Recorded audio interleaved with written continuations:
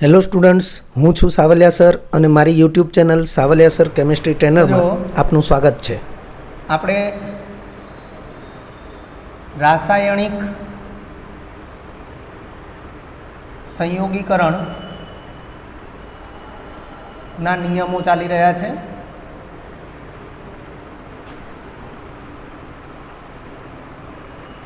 બોર્ડના એટલે કે આ જે સ્ક્રીન ઉપર જેટલું બોર્ડ આપણને દેખાય છે આપણે એના બે ભાગ પાડી રહ્યા છીએ. પહેલો નિયમ આપણે ચાલી ગયો દળ સંચયનો નિયમ.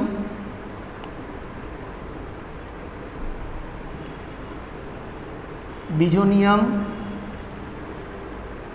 નિશ્ચિત સંરચનાનો નિયમ. આને આપણે બીજું નામ આપીએ છીએ નિશ્ચિત પ્રમાણનો નિયમ. નિશ્ચિત પ્રમાણનો નિયમ પણ કહેવાય અથવા નિશ્ચિત દળ પ્રમાણ. દળ પ્રમાણને ટકાવાર દળ કહેવાય. નિશ્ચિત દળ પ્રમાણનો નિયમ. આ બે નિયમ આપણે અગાઉના લેક્ચરમાં ચાલી ગયા છે. હવે ત્રીજો નિયમ જે છે એ નિયમ છે ગુણક પ્રમાણનો નિયમ.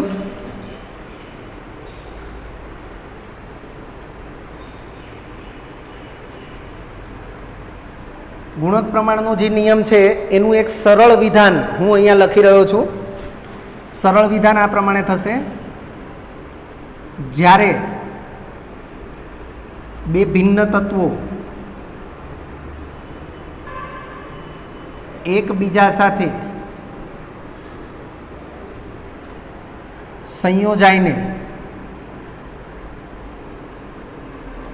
જુદા જુદા સંયોજનો બનાવે ત્યારે કોઈ એક તત્વ, આપણે અહીંયા લખીશું તે પૈકી કોઈ એક તત્વ, ત્યારે તે પૈકી કોઈ એક તત્વ ના નિયત દળ સાથે સંયોજાતા બીજા તત્વના જુદા જુદા દળ ને દળ ના ગુણોત્તરને સાદી નાની પૂર્ણાંક સંખ્યા વડે દર્શાવી શકાય છે. જો આ વિધાન આટલું મોટું લાંબુ વિધાન છે, આપણને પહેલી વખતે ધારો કે એ સમજમાં નથી આવતું, કોઈ ચિંતાનો વિષય નથી. ઉદાહરણ લઈએ એટલે કોઈ પણ નિયમનું વિધાન એ સમજમાં આવી જાય. એટલે વિધાન આવડું મોટું છે, આપણે JEE નીટ લેવલે ક્યાંય વિધાન લખવાનું આવતું નથી. આપણને કોઈ પ્રક્રિયા અથવા તો કોઈ પણ પદાર્થોના ઉદાહરણ આપ્યા હોય અને એના આધારે કયા નિયમનું પાલન થાય છે એ આપણે પસંદ કરવાનું હોય ઓપ્શનમાં. એટલે આપણે ઉદાહરણ લઈએ એટલે તરત જ આપણને ખ્યાલ આવી જાય. તો જો દાખલા તરીકે આપણે એક ઉદાહરણ લઈએ છીએ.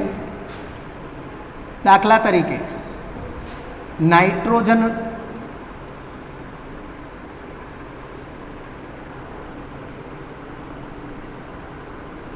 નાઇટ્રોજનના વિવિધ ઓક્સાઇડ. તો હું નાઇટ્રોજનના ઓક્સાઇડ જે છે એ સંયોજન છે એનું અણુસૂત્ર અહીંયા લખીશ. પછી એમાં નાઇટ્રોજનનું દળ એ અહીંયા લખીશ.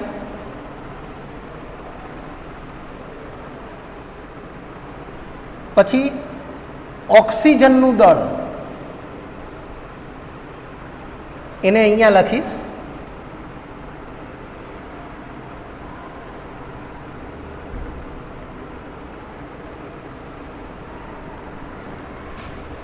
હવે નાઇટ્રોજનનું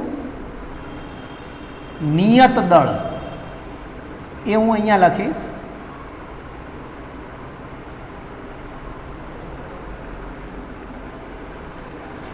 અનુરૂપ ઓક્સિજનનું દળ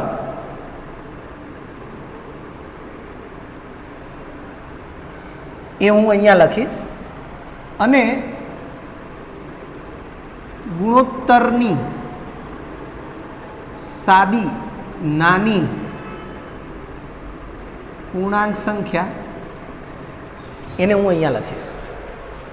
તો હવે નાઇટ્રોજનના જે વિવિધ ઓક્સાઇડ છે એ વિવિધ ઓક્સાઇડ એમાં પહેલો છે N2O, બીજો છે NO, ત્રીજો છે N2O3, ચોથો છે N2O4.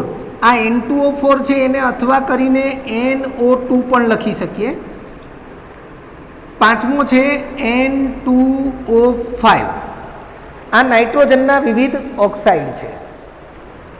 તો નાઇટ્રોજનના વિવિધ ઓક્સાઇડ માટે આપણે નાઇટ્રોજનનું દળ વિચારીએ. ચલો આમાં નાઇટ્રોજનનું દળ કેટલું છે?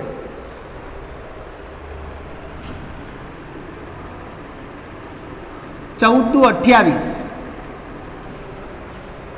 બે વખત નાઇટ્રોજન છે ને. પછી આમાં નાઇટ્રોજનનું દળ કેટલું છે? આમાં નાઇટ્રોજનનું દળ એમાં બધામાં આપણે 28 જ લઈશું. રેડી? હવે અહીંયા ઓક્સિજનનું દળ વિચારો તો અહીંયા ઓક્સિજનનું દળ કેટલું છે? 16 ગ્રામ. અહીંયા 16 ગ્રામ. અહીંયા 16 તરી 48 ગ્રામ. અહીંયા 64 ગ્રામ. અહીંયા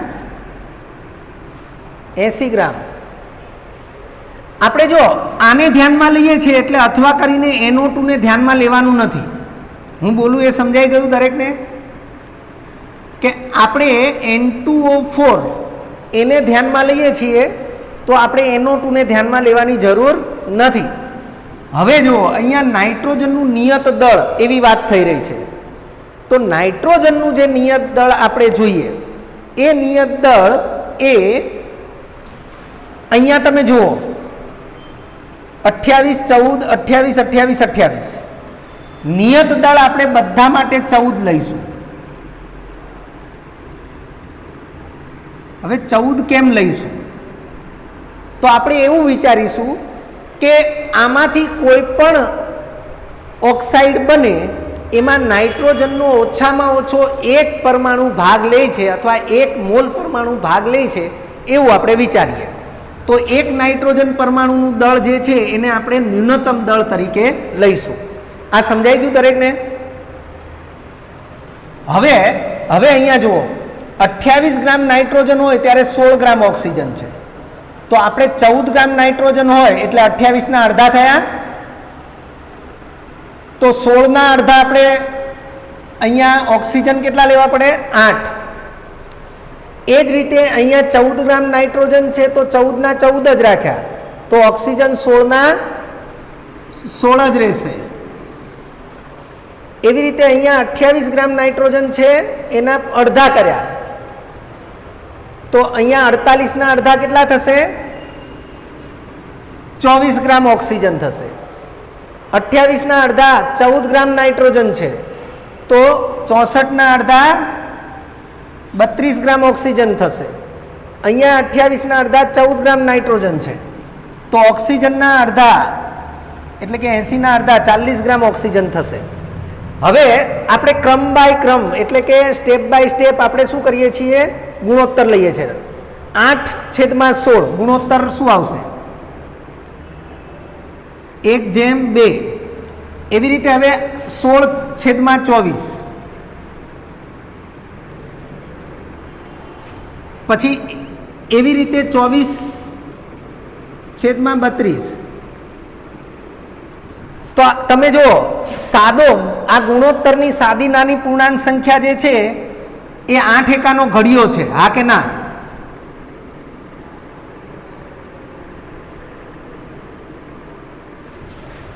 તો સાદી નાની પૂર્ણાંક સંખ્યા છે. મળી કેવી રીતે? ગુણોત્તરથી મળી. તો હવે જો આખું વિધાન આપણે સમજી રહ્યા છીએ, ધ્યાનથી આખું વિધાન આપણે ફરીથી સમજી રહ્યા છીએ. લખાણ વાંચો કે જ્યારે બે ભિન્ન તત્વો, કયા બે ભિન્ન તત્વો છે? નાઇટ્રોજન અને ઓક્સિજન. જ્યારે બે ભિન્ન તત્વો એકબીજા સાથે સંયોજાઈને જુદા જુદા સંયોજનો બનાવે, આ જુદા જુદા સંયોજનો છે, તો જુદા જુદા સંયોજનો બનાવે ત્યારે તે પૈકી કોઈ એક તત્વ, બે તત્વમાંથી કોઈ એક તત્વ, જેમ કે નાઇટ્રોજન, હે ને, કોઈ એક તત્વ ના નિયત દળ સાથે, નિયત દળ તો નાઇટ્રોજનનું નિયત દળ બધા માટે આપણે 14 વિચાર્યું, સાથે સંયોજાતા બીજા તત્વના જુદા જુદા દળ, બીજું તત્વ ઓક્સિજન, એનું દળ જુદું જુદું છે, દેખાય છે? તો આ જે જુદા જુદા દળ છે એ દળના ગુણોત્તરને સાદી નાની પૂર્ણાંક સંખ્યા વડે દર્શાવી શકાય. તો બોલો, આ જે દળ છે એ દળના ગુણોત્તર આપણે લીધા તો સાદી નાની પૂર્ણાંક સંખ્યાઓ મળે છે. તો આ વિધાન આવડું મોટું છે, પણ તમે અહીંયા જુઓ એટલે તમને એની સમજૂતી તરત ને તરત ખ્યાલ આવી જશે. ફરીથી વિધાન લઈ લઈએ છીએ કે જ્યારે બે ભિન્ન તત્વો એકબીજા સાથે સંયોજાઈને, બે ભિન્ન તત્વો એકબીજા સાથે સંયોજાઈને જુદા જુદા સંયોજનો બનાવે ત્યારે તે પૈકી કોઈ એક તત્વના નિયત દળ સાથે સંયોજાતા બીજા તત્વના જુદા જુદા દળ ના ગુણોત્તરને સાદી નાની પૂર્ણાંક સંખ્યા વડે દર્શાવી શકાય છે. ખ્યાલ આવી ગયો?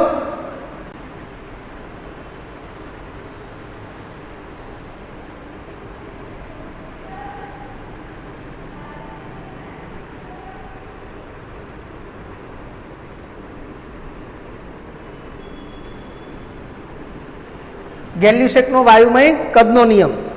હું જે બોલું એને ધ્યાનથી સાંભળજો. ફક્ત ને ફક્ત વાયુરૂપ પ્રક્રિયકો હોય અને નિપજ પણ વાયુરૂપ હોય. ફરીથી બોલું, ફક્ત ને ફક્ત વાયુરૂપ પ્રક્રિયકો હોય અને નિપજ પણ વાયુરૂપ હોય ત્યારે જ આ નિયમ લાગુ પડે છે. એટલે અહીંયા લખીએ છીએ ફક્ત વાયુરૂપ પ્રક્રિયકો અને વાયુરૂપ નિપજો હોય તેવી પ્રક્રિયાઓ માટે જ આ નિયમ લાગુ પડે છે. ફક્ત વાયુરૂપ પ્રક્રિયકો અને વાયુરૂપ નિપજો હોય તેવી પ્રક્રિયાઓ માટે જ આ નિયમ લાગુ પડે છે. અને હવે આપણે નિયમનું વિધાન જે છે એ આ રીતે લખીએ છીએ: તાપમાન અને દબાણ ની સમાન સ્થિતિ. આ જે લખાઈ રહ્યું છે એનો મતલબ એવો થાય, આ પ્રક્રિયા માટે તીરની નિશાની ડાબી બાજુ પ્રક્રિયકો છે, જમણી બાજુ નિપજો છે. પ્રક્રિયકો પણ વાયુરૂપ, નિપજો પણ વાયુરૂપ. દેખાય છે? હવે જે તાપમાન અને દબાણ એ પ્રક્રિયકોને લાગુ પડે, સમાન તાપમાન અને દબાણ એ નિપજોને લાગુ પડતું હોવું જોઈએ. દાખલા તરીકે પ્રક્રિયકોનું તાપમાન 298 કેલ્વિન છે, તો નિપજોનું તાપમાન પણ 298 કેલ્વિન જ હોવું જોઈએ. દાખલા તરીકે પ્રક્રિયકોનું દબાણ 1 બાર છે, તો નિપજોનું દબાણ પણ 1 બાર હોવું જોઈએ. આમ તાપમાન પણ સમાન, દબાણ પણ સમાન. કોના માટે? પ્રક્રિયકો અને નિપજો માટે. અહીંયા લખ્યું છે તાપમાન અને દબાણની સમાન સ્થિતિમાં વાયુરૂપ પ્રક્રિયકો વચ્ચેની પ્રક્રિયાથી વાયુરૂપ નિપજો બને ત્યારે તેઓના કદ, એટલે તાપમાન એ પણ પ્રક્રિયકો અને નિપજો માટે સમાન હોય. દાખલા તરીકે તાપમાન પ્રક્રિયકો માટે 298 કેલ્વિન, તો નિપજો માટે પણ 298 કેલ્વિન. પ્રક્રિયકો માટે દાખલા તરીકે દબાણ 1 બાર લીધું, તો નિપજો માટે પણ દબાણ 1 બાર જ હોવું જોઈએ. તો આને તાપમાન અને દબાણની સમાન પરિસ્થિતિ કહેવાય. તો એ સ્થિતિમાં વાયુરૂપ પ્રક્રિયકોનું કદ અને વાયુરૂપ નિપજોનું જે કદ છે એનો ગુણોત્તર એ પણ સાદી નાની પૂર્ણાંક સંખ્યા જ મળે છે. તો આપણે લખીએ છીએ ત્યારે તેઓના કદ નો ગુણોત્તર પણ સાદી નાની પૂર્ણાંક સંખ્યા જ હોય છે. આપણે આને એક ઉદાહરણથી સમજીશું.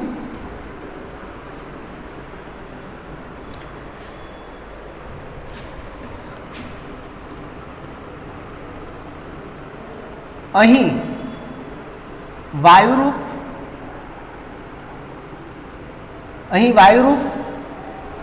પ્રક્રિયકો અને વાયુરૂપ નિપજો ના કદ પ્રમાણિત તાપમાને અને દબાણે એટલે કે એસટીપીએ મપાયેલા હોવા જોઈએ.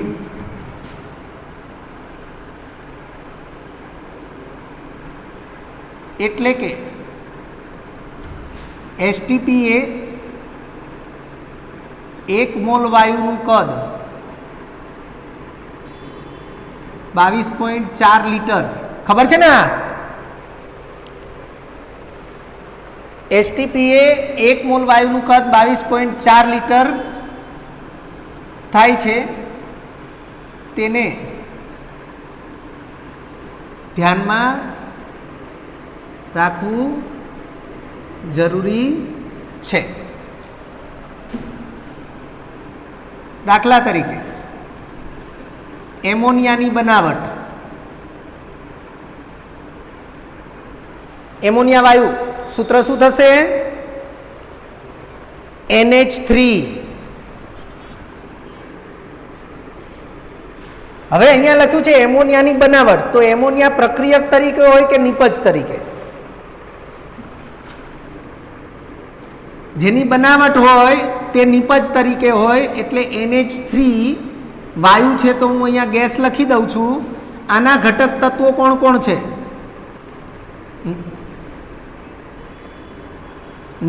નાઇટ્રોજન તત્વને દર્શાવવાની રીત છે N2, હાઇડ્રોજન તત્વને દર્શાવવાની રીત છે H2. બંને વાયુ સ્વરૂપ છે એટલે લખીશું ગેસ. હવે તત્વયોગમિતિનું પાલન, કહેવાનો અર્થ કે દ્રવ્ય સંચયનો જે નિયમ, એ નિયમને આપણે લાગુ પાડીએ તો અહીંયા N2 છે, અહીંયા 2 વડે ગુણવું પડશે. હાઇડ્રોજન 6 થાય છે તો અહીંયા 3 વડે ગુણવું પડશે. આને કહેવાય દળ સંચયના નિયમનું પાલન થાય એ રીતે પ્રક્રિયા સમીકરણ લખ્યું, જેને આપણે રાસાયણિક પ્રક્રિયાના સમીકરણની સંતુલન વિધિ પણ કહીએ છીએ. ચલો હવે આપણે આને 1 મોલ, આને 3 મોલ આવું કહી શકીએ, આને 2 મોલ કહી શકીએ. તો એસટીપીએ કદ, તો આ કદ કેટલું થશે? 22.4 લીટર. પછી આ કદ કેટલું થશે? એટલે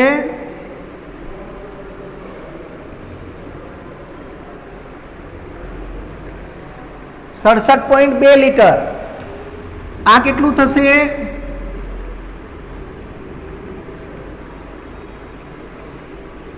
44.8 લીટર. હવે આપણે નિયમમાં આવીએ કે એસટીપી એટલે બધા માટે એસટીપીની સ્થિતિ છે. બધા માટે એસટીપીની સ્થિતિ એનો અર્થ શું થાય? તો બધા માટે એસટીપીની સ્થિતિ એનો અર્થ થાય કે N2, H2 અને NH3 ત્રણે ત્રણ માટે તાપમાન 273 કેલ્વિન છે. એસટીપીનું તાપમાન 273 કેલ્વિન હોય અને દબાણ P એક વાતાવરણ છે, એટલે તાપમાન અને દબાણ એ બધા માટે સમાન લાગુ પડ્યા, એટલે કે એસટીપીએ N2 એ 22.4 લીટર એ 67.2 લીટર H2 સાથે સંયોજાશે, જેનાથી 44.8 લીટર NH3 મળશે. હા, હવે એ બાબતને આપણે અહીંયા દર્શાવીએ.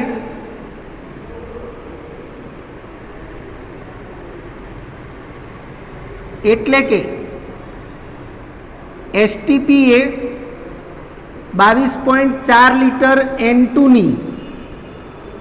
N2 ગેસની, વાયુ લખીએ ની, 67.2 લીટર H2 ગેસ સાથે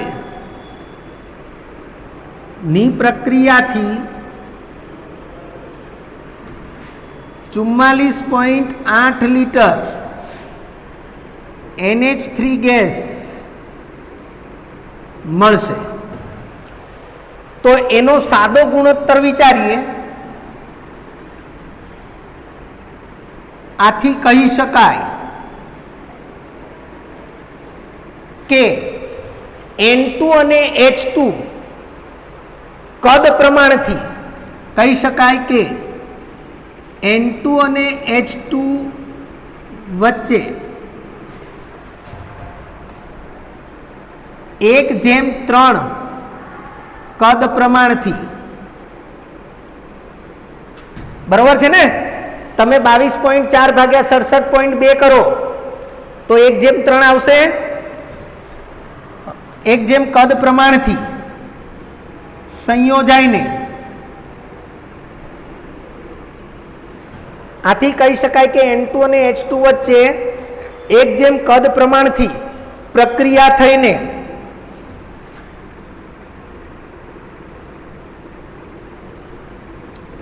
બે પ્રમાણ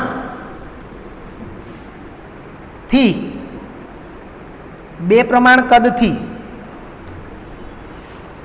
અથવા 2 કદ પ્રમાણથી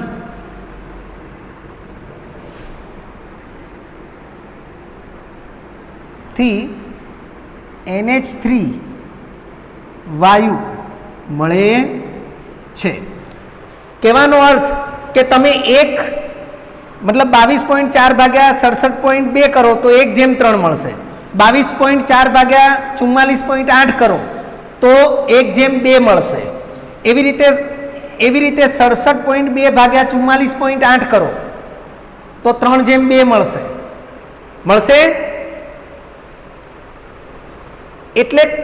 એટલે અહીંયા જે લખ્યું છે એ વિધાન ફરીથી જોઈ લો કે તાપમાન અને દબાણની સમાન સ્થિતિ છે અને વાયુરૂપ પ્રક્રિયકો છે, પ્રક્રિયા થઈને વાયુરૂપ નિપજ મળે છે, ત્યારે તેઓના કદનો ગુણોત્તર, તમે પ્રક્રિયકો સાથે નિપજના કદનો ગુણોત્તર લો તો એ કદનો ગુણોત્તર પણ સાદી નાની પૂર્ણાંક સંખ્યા જ હોય છે, જે વસ્તુ આપણે અહીંયા દર્શાવેલી છે. દરેકને સમજાઈ ગયું? વિદ્યાર્થી મિત્રો, જો તમને આ વિડીયો લેક્ચર ગમ્યો હોય તો લાઇક આપજો, શેર કરજો અને સબસ્ક્રાઈબ પણ કરજો. અગાઉના લેક્ચરનું રિવિઝન અને પાઠ્યપુસ્તકનું વાંચન કરતા રહેજો. આ લેક્ચર અંગે કોઈ પણ ડિફિકલ્ટી હોય તો મને વોટ્સઅપ કરી શકાય. આભાર. ફરી મળીશું નવા વિડીયો લેક્ચરમાં.